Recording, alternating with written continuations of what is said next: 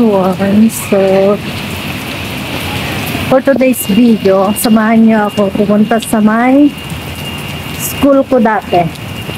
Kukuha ako ng requirements para sa pag-apply ko sa aking bagong trabaho next month. Sana makahanap ako ng maayos na trabaho next month. At ito, umuulan siya. Diba? Pero dito sa Singapore, walang problema kasi tignan nyo, kahit walang payong. Diba? At for today's video, alone muna tayo. Wala tayong kasama, wala akong kasama sa kaya yun, sa plano ingay. Ano lang naman ito, 10 minutes walk from the MRT. At pwede naman mag-bus, pero na lang, maglakad na lang ako. Malapit lang naman. Update ko kayo mamaya guys pag dating ko dun sa school. Kailangan ko nang magpayong. Naputol na yung Alam nyo ba guys, dito nung nag-aaral ako, gigising ako yan ng 5 AM kasi napakalayo nitong school na to sa lugar namin. I think 1 hour. Mag-take ako ng MRT, I think ilang station? 15 or 20 like that. And then, dati hindi ko pa alam na pwede siyang lakarin. Nagbabas ako mga 4th station from bus doon sa may MRT station hanggang doon sa my school ko. Pero ngayon, syempre, ilang months din ako nag-aaral guys. 6 months din ako nag-aaral ng caregiving dito sa Singapore. At finally, natapos ako. Then, nag-training ako, nag-OJT ako ng ilang days. 58 hours. Ay, no. 72 hours. Ang pag-OJT doon sa mga elderly. So, ayun. Cut. Medyo nangangalay na ako guys. Kaya, wait lang ha. So, medyo tahimik na dito sa lugar na ito guys. Kasi, wala na masyadong mga transportation dito. At, manggilan-ngilan na lang yung mga sasakyan. Tsaka yung dito, mga na lang yung buildings dito. Yung pinag-istakan ng mga online shop. At ayun yung school ko. Diyan na malapit na. Sayang at di pa ako vlogger nung nag-aaral ako. Cheers. Naipakita ko sana sa inyo yung journey ko na nag-aaral ako. May mga may mga konting video, may mga konting picture ako nung nag-aaral ako, pero I think na-post ko siya, hindi ko lang matandaan. At hindi siya madali yung pagsabay yung pag-aaral at saka pagtatrabaho, pero sabi nga, kung may pangarap ka, may determinasyon, kayang-kaya. Hindi rin biro yung gastos ko dito sa pag-aaral ko na to. Pero syempre,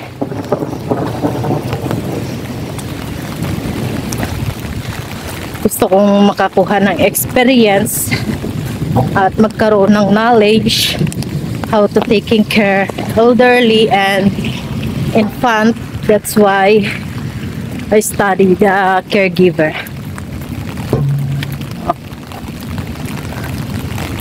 At nakarating na nga tayo dito guys. Ayan yung junior school. Update ko kayo mamaya. Nandito na ako guys sa loob at naantay ko yung mga admin kasi kumakain pa sila. So ito yung aking school dati. Ayan.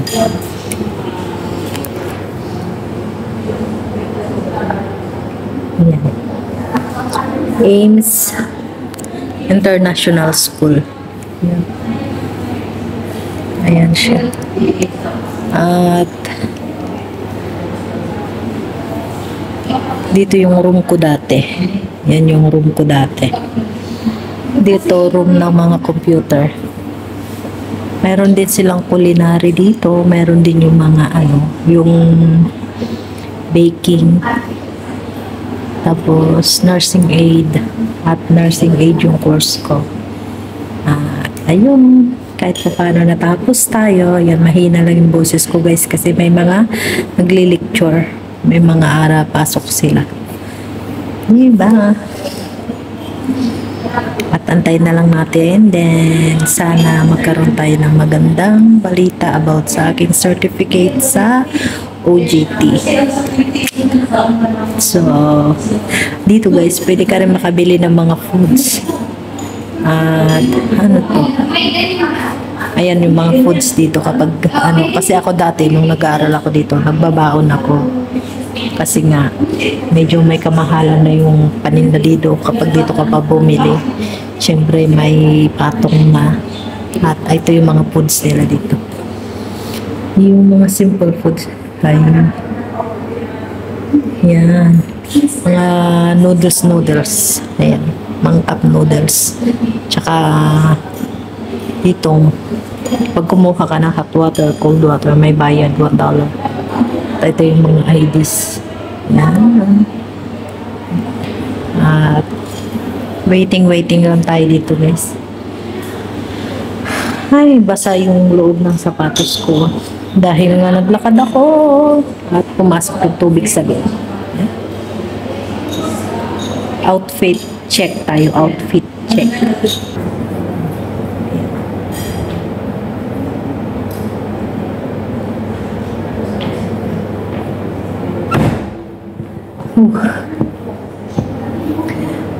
Sabi ko outfit check lang huwag na yung chan check.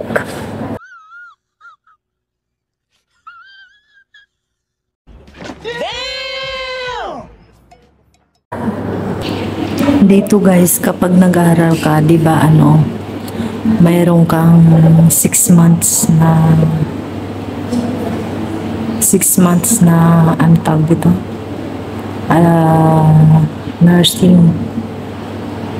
And then, pagkatapos noon, mag-advance nursing ka pa.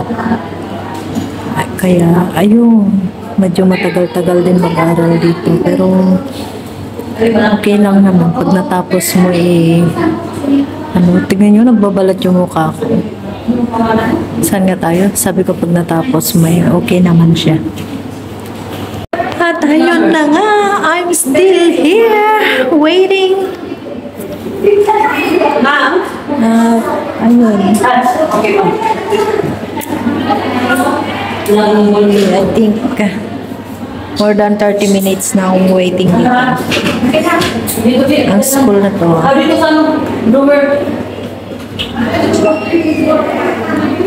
Malapit na akong maasar.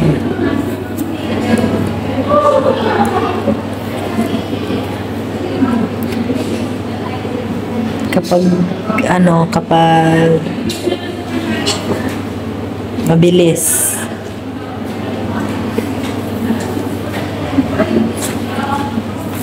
Alam niyo yun. Pa ako dito. After this, pupunta ako ng Lavender. Then, meet my friends. Then, punta naman ako kay Ukay. Let's see if I still have time to go there. So, I will let you know later. I think umuulan pa yata sa labas. Sana hindi siya lumakas. Dahil kapag lumakas, hindi ako tutuloy ng Lavender.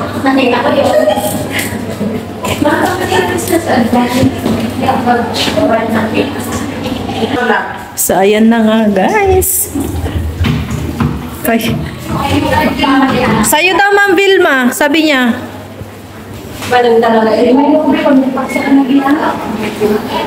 At masakit daw ang kanyang tiyan. Ay, nagtuturan na sila. Ewan. Wala dito yung admin ay si Ma'am Shirley.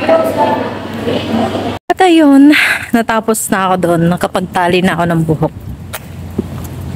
At wala pa yung ating certificate, kaya babalikan ko na lang siya next week. Naku, nainis ako doon guys. Nag-aantay ako ng napakatagal tapos wala din pala akong napala. Nakakainis sila. At ngayon, wala na tayong magagawa doon. Kaya pupunta na ako sa MRT station at i-meet ko yung friend ko. Pupunta kami sa may ukay-ukayan. Papakita ko sa inyo. Mayroon na rin akong vlog about dun sa ukay-ukayan dito eh. Pero ipapakita ko pa rin sa inyo kung ano na naman yung mga bago nilang paninda doon. So, stay tuned. Stay tuned. Dahil pupunta tayo doon. I think from here maybe 5 station. Kaya pupunta na ako doon. Makulimlim. Makulimlim siya guys. Pero okay na rin kaysa sa napakainit na panahon. At least kahit di tayo maggamit ng payong, o diba? Okay lang yan.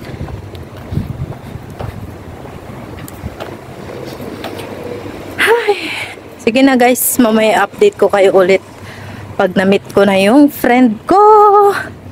At nakakangalay mag-video. Wala yung videographer ko today. Mamaya ko pa siya imi-meet. Charot! Sige na, bye-bye.